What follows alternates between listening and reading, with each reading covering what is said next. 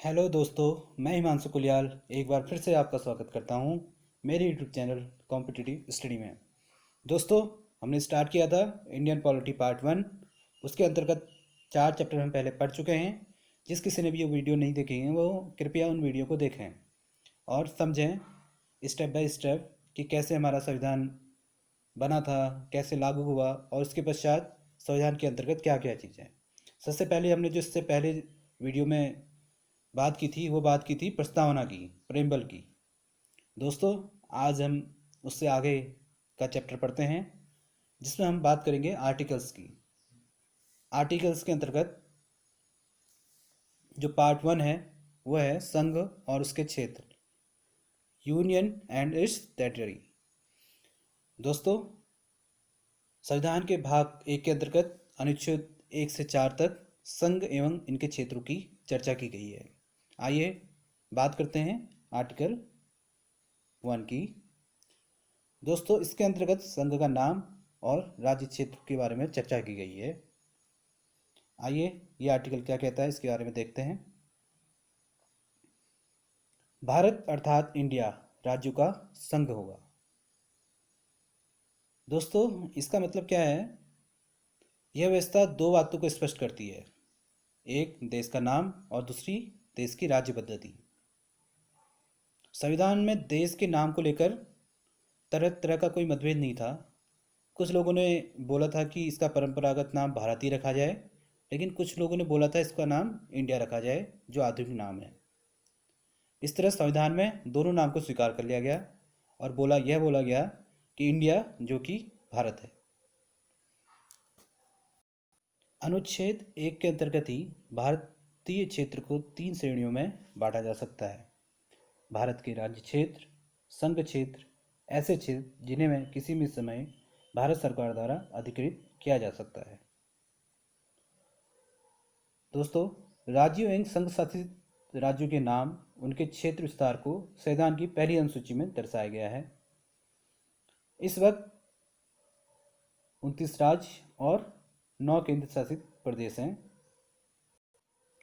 भारत के क्षेत्र भारत का संघ से ज़्यादा व्यापक अर्थ समेटे है, क्योंकि बाद वाले में सिर्फ राज्य शामिल है, जबकि पहले में न केवल राज्य बल्कि संघ शासित क्षेत्र एवं वे क्षेत्र जिन्हें केंद्र सरकार द्वारा भविष्य में कभी भी अधिकृत किया जा सकता है। एक संप्रभु राज्य होने के नाते भारत अंतर्राष्ट्रीय कानूनों के तहत विदेशी क्षेत्र का भी अधिग्रहण कर सकता है।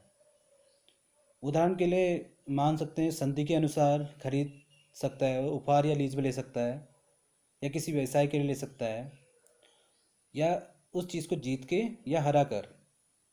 उदाहरण के लिए हम समझना चाहें, भारतीय संविधान जब लागू हुआ था उसके पश्चात कुछ विदेशी क्षेत्रों का अधिग्रहण किया गया था, जैसे दादर और नागर हवेली, गोवा, दमन एवं दीव, पुडुचेरी एवं सिक्किम। तो दोस्तों, बढ़ते हैं अपने अगले आर्टिकल्स की ओर, जिसके अंतर्गत दिया गया है नए राज्यों का प्रवेश या स्थापना। दोस्तों, आर्टिकल 2 कहता है संसद विधि द्वारा ऐसे निबंधों और शर्तों पर जो ठीक समझे संघ में नए राज्यों का प्रवेश या उनकी स्थापना कर सकेगी। दोस्तों, इसका मीनिंग क्या है कि अनुच्छेद 2 है जो उसमें संसद को यह शक्ति दी गई है कि संसद विधि द्वारा ऐसे निबंधों और शर्तों पर जो ठीक समझे संघ में नए राज्यों का प्रवेश या उनकी स्थापना कर सकेगी। पहली शक्ति उन राज्यों के प्रवेश को लेकर है जो पहले से अस्तित्व में आए हैं, जबकि दूसरी शक्ति नए राज्य को अस्तित्व में नहीं है उनको गठन के लेकर है। अर्थात अनुच्छेद 2 उन राज्यों जो भारतीय संघ के हिस्से नहीं हैं के प्रवेश एवं गठन से संबंधित है। दोस्तों, इसी के अंतर्गत इसका पार्ट ए है। इसके अंतर्गत कहा गया है सिक्किम का संघ के साथ संयुक्त किया जाना। संविधान का 36वां संशोधन अधिनियम 1975 की धारा 5 द्वारा 26/4/1975 से निश्चित है। तो दोस्तों, जो सिक्किम को इसमें जोड़ा गया था वो जोड़ा गया था 36वें संविधान संशोधन अधिनियम के द्वारा।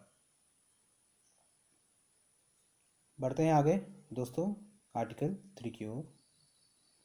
आर्टिकल 3 क्या कहता है? आर्टिकल 3 बताता है नए राज्यों का निर्माण और वर्तमान राज्यों के क्षेत्रों, सीमाओं या नामों में परिवर्तन। इसके अंतर्गत बताया गया है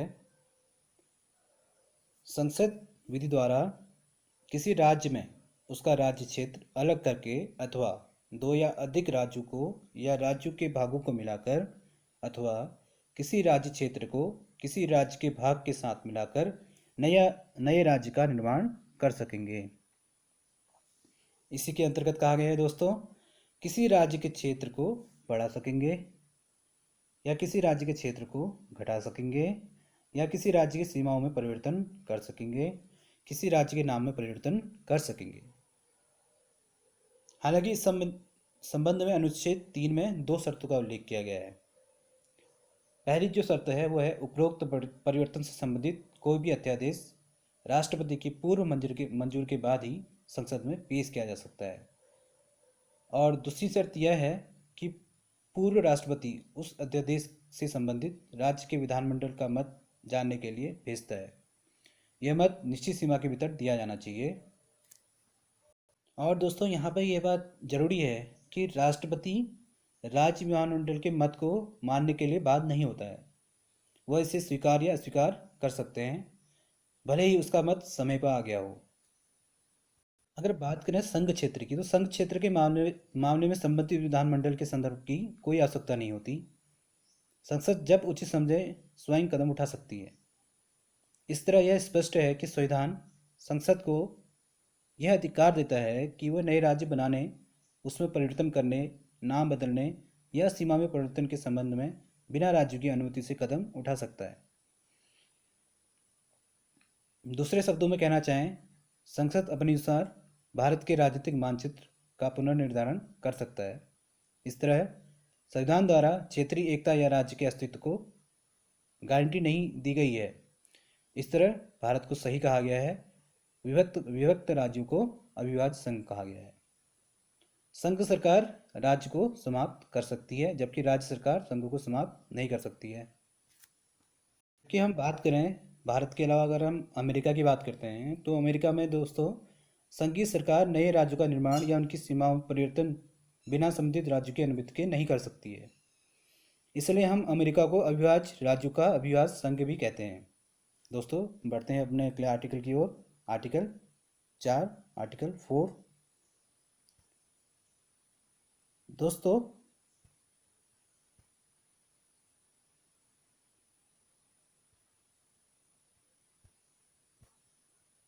आर्टिकल 4 क्या कहता है? आर्टिकल 4 में यह घोषित किया गया है कि नए राज्यों का प्रवेश या गठन अनुच्छेद 2 के अंतर्गत, नए राज्यों के निर्माण, सीमाओं, क्षेत्रों और नामों में परिवर्तन अनुच्छेद 3 के अंतर्गत को संविधान के अनुच्छेद 368 के तहत संशोधन नहीं माना जाएगा। अर्थात इस तरह का कानून एक सामान्य बहुमत और साधारण विधायी प्रक्रिया के जरिए पारित किया जाएगा। तो दोस्तों क्या संसद को यह भी अधिकार है कि वो किसी राज्य के क्षेत्र को समाप्त कर भारतीय क्षेत्र को किसी अन्य देश को दे दे? यह प्रश्न उच्चतम न्यायालय के सामने तब भी आया था जब 1960 में राष्ट्रपति द्वारा एक संदर्भ के जरिए उसमें इस बारे में पूछा गया था। केंद्र सरकार का निर्णय कि बेरूबाड़ी संघ पर पाकिस्तान का नेतृत्व हो ने राजनीतिक विद्रोह और विवाद को जन्म दिया था, जिस कारण राष्ट्रपति से संदर्भ लिया गया। उच्चतम न्यायालय ने कहा कि संसद की शक्ति राज्यों की सीमा समाप्त करने और भारतीय क्षेत्र को अन्य देश को देने की देन नहीं है। यह कार्य अनुच्छेद 368 में ही संशोधन कर लिया गया था। इस तरह 90वें संविधान संशोधन अधिनियम के प्रभावी होने पर उक्त क्षेत्र को पाकिस्तान को स्थानांतरित कर दिया गया था। चलिए दोस्तों आगे बढ़ते हैं और बात करते हैं आर्टिकल 1 से 4 तक जो हमने पढ़ा, उससे कुछ मेन फैक्ट उनको लेके चलते हैं, बात करते हैं उनकी।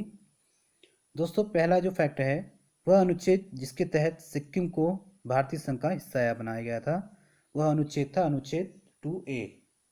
ओके दोस्तों, जो दूसरा फैक्ट निकल के आता है वह है अनुच्छेद जिसके तहत तेलंगाना को भारतीय संघ का हिस्सा बनाया गया था, वो था अनुच्छेद 3। दोस्तों चलते हैं अपने तीसरे पॉइंट की ओर। अनुच्छेद 3 मूल प्रावधान को संविधान 5वां संशोधन अधिनियम 1955 द्वारा 24 दिसंबर 1955 को संशोधित किया गया था। भाग 1 के अंतर्गत कोई जगह नहीं है यह उल्लेख किया गया है कि भारत एक संघीय राज्य है। ये राज्यों के संघ वाक्यांश का उपयोग करता है। अगला पॉइंट है दोस्तों, टेरिटोरियल वाटर्स नामक इंटरनेशनल वाटर्स प्रादेशिक जल और अनन्य आर्थिक क्षेत्र भी संविधान की अनुसूची 1 और 4 में अलग से उनकी सूची के अभाव में राज्यों या केंद्र शासित प्रदेशों का हिस्सा बन जाएंगे। दोस्तों आगे बढ़ते हैं। इसके अंतर्गत जो अगला पॉइंट निकल के आता है वो कहता है, एक आर्थिक क्षेत्र समुद्र के कानून पर संयुक्त राष्ट्र कन्वेंशन द्वारा निर्धारित एक सी जोन है जिस पर एक राज्य को पानी और हवा से ऊर्जा उत्पादन सहित समुद्री संसाधनों की खोज और उपयोग पर विशेष अधिकार है। यह बेसलाइन से अपने स्तर से 200 समुद्री मील तक फैला है। दोस्तों अगला पॉइंट है, प्रादेशिक सागर और अनन्य आर्थिक क्षेत्र के बीच का अंतर यह है कि पहला पानी पर संप्रभुत्व को स्वीकार करता है तथा दूसरा केवल एक संप्रभु अधिकार है जो समुद्र की सतह से नीचे तटीय राज्यों के अधिकारों को संदर्भित करता है। सतह के पानी जैसा कि मानचित्र में देखा जा सकता है अंतर्राष्ट्रीय जल। संविधान 40वां संशोधन अधिनियम 1976 ने एक नए अनुच्छेद 297 को प्रतिस्थापित किया था ताकि भारतीय संघ में सभी भूमि, खनिज और मूल्य के अन्य सामान प्रादेशिक जल या महाद्वीप सेल्फ या विशेष क्षेत्र के भीतर महासागर में निहित हो। चलिए दोस्तों आगे बढ़ते हैं। प्रादेशिक जल, महाद्वीपीय सेल्फ, अन्य आर्थिक क्षेत्र और अन्य समुद्री क्षेत्र अधिनियम 1976 भारत सरकार द्वारा इन क्षेत्रों पर अन्य देशों के साथ व्यवहार के लिए संप्रभु अधिकार और अधिसूचित करने के लिए लागू किया गया था। पॉइंट 10 की ओर चलते हैं। हालांकि यह स्पष्ट नहीं है कि राज्य को प्रादेशिक जल से निकाले गए खनिज और विशिष्ट आर्थिक क्षेत्र जो अभी भी राज्य के अधिकार क्षेत्र में है, पर धारावाहिक संख्या संविधान की 7वीं सूची में 50 राज्य सूची है। पॉइंट 11, किसी राज्य के निर्माण या विनाश के लिए संबंधित राज्य से अनुमति भारतीय संविधान के तहत अनिवार्य नहीं है, लेकिन विधेयक को संबंधित राज्य विधायकों को अपने विचार व्यक्त करने के लिए संदर्भित करना होगा। पॉइंट 12, राज्य के निर्माण बिल का नाम बदलने के लिए भारत के राष्ट्रपति की पूर्व सिफारिश आवश्यक है। अनुच्छेद 3 के अनुसार ऐसा कहा गया है। अनुच्छेद 2 में कहा गया है, नए राज्यों के तहत ऐसा कोई प्रावधान अनिवार्य नहीं है। दोस्तों जो ये 1 से लेकर के 12 पॉइंट थे, यह पॉइंट आर्टिकल 1 से 4 तक जो हमारे मेन पॉइंट्स के अंदर से निकल के आते हैं वो थे। तो दोस्तों अगर आपको आज का ये सेशन पसंद आया हो तो लाइक करें, शेयर करें और सब्सक्राइब करें। दोस्तों जैसा कि आपको दिख रहा है, उत्तराखंड स्पेशल कमिंग सून। भारतीय पॉलिटी, इंडियन पॉलिटी के जैसा ही एक और सीरीज हम लेके आ रहे हैं, उत्तराखंड स्पेशल, जिसके अंतर्गत आप पढ़ेंगे यूके SSC, यूके PSC और ग्रुप C से रिलेटेड कोर्स। दोस्तों आशा करता हूँ आज का ये सेशन आपको पसंद आया होगा। अगर आपको ये पसंद आया है तो सब्सक्राइब करें, लाइक करें, शेयर करें। थैंक यू दोस्तों।